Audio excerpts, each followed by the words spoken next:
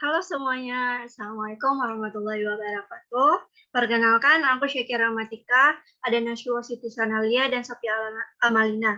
Di sini kami bekerja kelompok untuk memenuhi tugas dari akuntansi biaya, yaitu menjelaskan tentang fungsi perusahaan, perilaku biaya, dan HPP. Nah, fungsi perusahaan akan dijelaskan oleh Nashwa. Kepada Nashwa, saya silakan.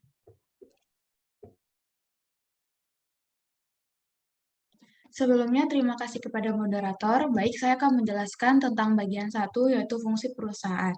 Di mana di bagian ini kita akan melihat apa sih definisi dari biaya, lalu kita juga akan membahas tentang biaya produksi, biaya pemasaran, dan yang terakhir ada biaya administrasi dan umum.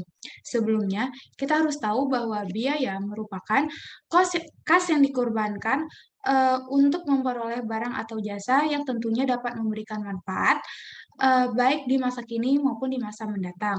Lalu, jika kita lihat dari biaya produksi itu sendiri, biaya produksi itu merupakan biaya yang terjadi untuk mengolah bahan baku hingga menjadi produk jadi yang siap untuk dipasarkan kepada konsumen. Contohnya seperti adanya biaya depresiasi mesin, biaya bahan baku, biaya bahan penolong, dan biaya gaji karyawan, baik karyawan langsung maupun yang tidak langsung berhubungan dengan proses produksi. Jika kita lihat menurut objek pengeluarannya, biaya produksi ini dibagi ke dalam 3 kelompok, yaitu ada biaya bahan baku, biaya tenaga kerja langsung, dan biaya overhead pabrik. Di mana biaya bahan baku merupakan biaya yang dikeluarkan oleh perusahaan atau biaya yang dipakai untuk membeli bahan yang menjadi bahan pokok dari produksi itu. Seperti contohnya adalah perusahaan mebel yang mengeluarkan biaya untuk membeli kayu, yang mana kayu merupakan bahan pokok dalam produksi meja dan kursi. Lalu yang kedua ada biaya tenaga kerja langsung, di mana biaya ini adalah biaya yang dikeluarkan untuk membayar tenaga kerja yang menangani selama proses produksi. Seperti contohnya biaya gaji tukang kayu. Dan yang ketiga ada biaya overhead pabrik, yaitu biaya yang dikeluarkan selain biaya bahan baku dan biaya tenaga kerja langsung. Adapun contoh dari biaya overhead pabrik itu sendiri seperti ada gaji mandor, biaya bahan penolong, biaya penyusutan, dan lain-lain. Selanjutnya kita akan membahas apa sih biaya pemasaran itu. Nah, biaya pemasaran ini sendiri adalah biaya yang terjadi atau biaya yang dikeluarkan oleh perusahaan dalam melaksanakan kegiatannya dalam memasarkan produk, atau bisa dapat dikatakan juga biaya yang terjadi selama proses distribusi produk. Contohnya adanya biaya iklan, adanya biaya promosi, baik promosi melalui media cetak, media sosial media, dan media lain-lain. Lalu juga ada biaya angkut dari gedung perusahaan ke gudang pembeli. Nah, biaya pemasaran ini terbagi menjadi dua, yaitu order getting cost, yaitu biaya mendapatkan pesanan, dan order filling cost, yaitu biaya memenuhi pesanan. Order getting cost ini adalah biaya yang dikeluarkan dalam usaha perusahaan dalam memperoleh pesanannya, seperti adanya biaya gaji, adanya komisi penjualan, dan promosi.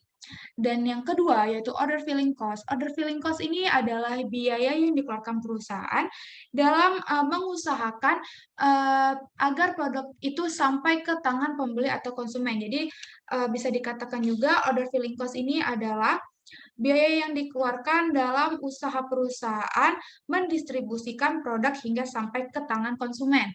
Adapun contohnya yaitu seperti biaya pergudangan, adanya biaya angkut, dan biaya penagihan. Dan yang terakhir, kita akan melihat ada biaya administrasi dan umum, di mana biaya ini merupakan biaya dalam mengkoordinasi kegiatan produksi dan pemasaran produk tadi. Contohnya seperti biaya gaji karyawan bagian keuangan, bagian akuntansi, terus juga ada biaya pemeriksaan akuntan, dan juga ada biaya fotokopi. Sekian dari saya kembalikan kepada moderator. Baik, itu adalah penjelasan dari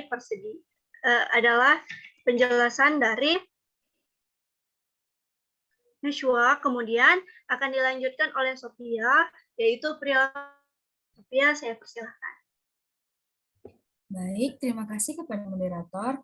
Pada bab ini kita akan membahas tentang biaya variabel, biaya tetap, dan biaya campuran. Dan yang pertama kita akan membahas tentang biaya variabel dulu nih. Jadi biaya variabel ini adalah biaya yang dimana seluruh total nilainya bisa berubah. Tapi sebanding juga dengan adanya perubahan volume kegiatan perusahaan. Kita bisa dikatakan seperti biaya yang besarannya naik ataupun turun dalam perusahaan itu tergantung pada volume operasional perusahaannya dan tingkat produksi perusahaan. Jadi contoh dari biaya variabel itu seperti biaya bahan baku, biaya tenaga kerja, biaya distribusi produk, komisi penjualan, ataupun biaya overhead. Jadi di biaya variabel ini terdapat dua jenis biaya variabel. Yang pertama, engineer variable cost dengan discretionary variable cost. Jadi engineer variable cost ini adalah biaya yang berhubungan erat dengan proses produksi, baik itu produksi masuk maupun produksi yang keluar. Jadi engineer itu akan menyesuaikan antara pemasukan dengan pengeluaran. Dalam hal ini pemasukan yang dimaksud adalah modal. Pengeluaran pun juga akan berubah beriringan mengikuti dengan pemasukan tersebut.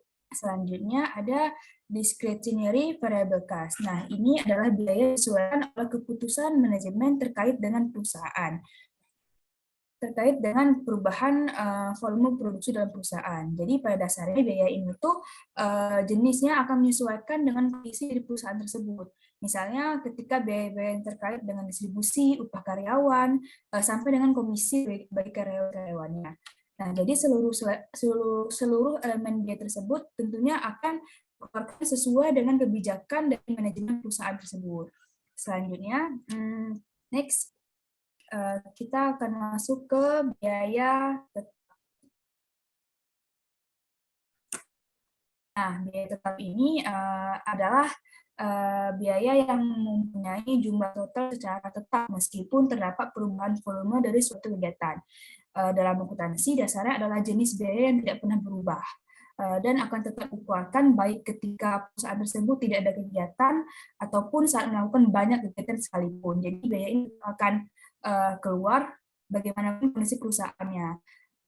Contohnya seperti gaji karyawan, sewa gedung, hingga biaya cukai. Nah, biaya-biaya tersebut harus selalu dibayarkan meskipun perusahaan tidak menghasilkan output barang ataupun jasa. Di biaya tetap ini terdapat dua jenis. Yang pertama, commit fiskas dan discretionary fiskas. Commit fiskas atau juga disebut dengan biaya tetap telah ditentukan adalah biaya yang dikeluarkan untuk menjaga eksistensi perusahaan. Nah, biaya tetap ini ditentukan dengan investasi perusahaan maupun struktur organisasi perusahaannya, misalnya seperti karyawan, biaya pajak, ataupun biaya bangunan. Nah, jenis ini tuh bersifat panjang ya, dan tidak semena-mena bisa berubah begitu saja. Oleh karena itu, yang menentukan biaya ini itu harus dilakukan secara benar dan telaten ya, supaya perusahaan tersebut tidak mengalami kerugian di masa yang akan datang. Selanjutnya ada discretionary fiskas. Nah, ini disebut juga dengan biaya tetap kebijakan, yaitu biaya yang dikeluarkan tergantung dengan kebijakan dari manajemen perusahaannya. Nah, biaya ini bersifat jangka pendek dan dapat diubah sewaktu-waktu. Jadi bila perusahaan tersebut mengalami perubahan kebijakan manajemen, maka kita harus mengeluarkan biaya dengan discretionary fiskas. Contohnya seperti pemasangan iklan ataupun riset pelatihan karyawan, hubungan masyarakat, dan lain sebagainya. Itu kan merupakan biaya-biaya yang tidak terduga ya, kita bilang. Selanjutnya, next, kita akan masuk ke biaya campuran atau mixed cost. Nah, biaya campuran ini secara singkatnya itu adalah biaya yang berisi biaya tetap dan biaya campuran dalam satu periode atau dalam satu waktu. Di sini kita akan melihat variabel dari biaya campuran ini akan mempengaruhi perubahan volume kegiatannya. Contohnya itu misalnya seperti gaji bulanan pada karyawan, biaya tetap yang harus perusahaan berikan setiap periode tertentu. Tetapi ketika perusahaan itu bisa juga memberikan komisi kepada karyawan, misalnya dengan dasarkan pada produktivitas karyawannya ataupun contohnya seperti penjualan yang dihasilkan meningkat. Di perusahaan bisa memberikan komisi pada karyawan di luar dari gaji bulanannya yang tetap. Itu masuk kepada biaya variabel. Jadi dalam suatu waktu terdapat biaya tetap dan terdapat biaya variabel. Contoh lainnya seperti pengoperasian mobil dalam perusahaan. Nah, operasi mobil ini kan mencakup biaya tetap ya, karena kendaraan itu kan seperti asuransi dalam perusahaan ataupun mengalami penyusutan. Dan biaya variabelnya seperti bensin itu termasuk pada biaya variabel. Jadi dalam waktu terdapat biaya variabel yang disebut juga dengan biaya campuran. Sekian dari saya kembalikan kepada moderator. Terima kasih pada Sophia yang telah menjelaskan tentang perilaku biaya. Kemudian, yaitu saya akan menjelaskan tentang HPP atau harga pokok produksi maupun harga pokok penjualan. Harga pokok produksi itu apa sih?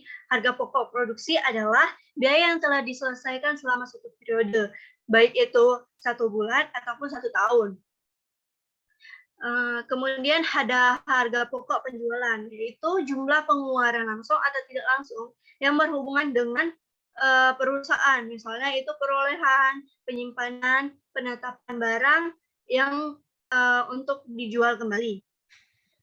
Nah, cara menghitung HPP sendiri itu ada 3 metode, yaitu ada FIFO, LIFO, dan rata-rata tertimbang. Next. Nah, biar kita lebih ngerti tentang FIFO, ini ada contoh soal dari FIFO, yaitu first in, first out. FIFO sendiri yaitu pertama masuk dan pertama keluar.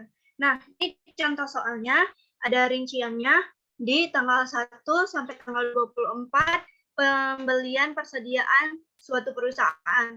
Nah, di sini adalah misalkan dihitung logistik barang di gudang pada tanggal 28, yaitu ada 3 kg. Nah, karena ini metode FIFO, berarti kita menghitungnya dari awal, yaitu dari tanggal 1, tanggal 9, tanggal 10, tanggal 15, sampai dengan tanggal 24. Nah, di sini sendiri persediaan yang tersedia yaitu di gudang tinggal 300 kg. Nah, pada tanggal 1, beli pesanan sebesar 200 kg dengan harga 100. Nah, berarti 200 kg dikali sama 100 jadinya 20.000. Begitu seterusnya sampai tanggal 24. Nah, diperoleh bahwa persediaan dibeli selama 1 bulan yaitu 1.000 kg. Dan jumlah dari harga persediaan yang dibeli yaitu sebesar 112.000. Karena di sini ada 300 kg yang ada di perusahaan di gudang terakhir, yaitu kita menghitung dari awal, yaitu 200 telah digunakan, 300 telah digunakan, dan 400 di tanggal 15, yaitu sisa 100. Kemudian, sisa 200, maaf. Dan pada tanggal 24 ada 100 persediaan. Nah, jadi pembelian tanggal 24 dan tanggal 15, maka akan kita hitung. Di 24 yaitu 100 dengan harga 126 dikali dengan 100 jadinya harganya 12.600. Kemudian tanggal 15 yaitu 200 dikali 116 dengan harga 23.200. Nah, diperoleh bahwa 100 tambah 300 maka persediaannya tinggal 300 dengan harga 35.800. Nah, karena rumus HPP adalah persediaan barang dikurang dengan persediaan akhir, maka persediaan barang yang untuk dijual adalah 112.000 dikurang 35.800 maka HPP-nya adalah 76.200. Next. Nah, kemudian ada metode LIFO, yaitu let's in, first out, yaitu barang yang terakhir dibeli, maka akan pertama dijual atau pertama dikeluarkan. Nah, contohnya masih sama seperti yang tadi, cuman metodenya yang berbeda, kebalikan dari LIFO, yaitu pertama dibeli, pertama keluar. Sedangkan kalau LIFO, terakhir dibeli, pertama keluar. Nah, persediaan yang di gudang masih sama, maka kita hitung yang terakhir dia beli. Yang terakhir dia beli yaitu di tanggal 1 Februari, itu tinggal 100. Dia belinya 100. Sedangkan di tanggal 9, dia membeli barang sebesar 300. Namun persediaan di gudang ada 300, maka sisa di tanggal 9 Februari tinggal 100. Maka pada 1 Februari yaitu 200 kali 100 maka 20.000. Kemudian 100 dikali 110 maka 11.000. Nah, diperoleh bahwa 300 kg sama dengan harganya yaitu 31.000. Kemudian kita menghitung HPP-nya yaitu harga barang yang tersedia untuk dijual dikurang dengan persediaan akhir. Maka 12.000 kita peroleh dari soal yang pertama yaitu tanggal 1 sampai tanggal 24, yaitu harganya 112.000 dikurang 31.000, maka HPP-nya adalah 81.000. Next. Nah, contoh soal terakhir yaitu metode rata-rata tertimbang. Nah, rata-rata tertimbang sendiri gabungan antara FIFO dan LIFO, yaitu rata-rata antara pertama dan terakhir. Nah, di sini contohnya masih sama seperti awal, yaitu 300 kg yang ada di gudang terakhir. Nah, dibeli pada tanggal 1 sampai tanggal 24. Maka dengan metode LIFO, maka dengan metode rata-rata timbang yaitu kita membagi antara total biaya barang dagang dibagi dengan total unit. Yaitu total biaya barang dagang semuanya adalah 112.000 dibagi dengan 1.000 kg. Sama dengan rata-rata tertimbangnya yaitu 112 per kilogram. Nah, barang HPP-nya adalah 300 ada di gudang dikali 112, yaitu rata-rata tertimbangnya. Sama dengan HPP-nya adalah 33.600. Sekian untuk contoh soal HPP. Sekian presentasi dari kelompok kami. Apabila ada kekurangan itu dari kami dan kesempurnaan hanya dari Allah. Terima kasih telah melihat presentasi kami. Saya tutup. Assalamualaikum warahmatullahi wabarakatuh.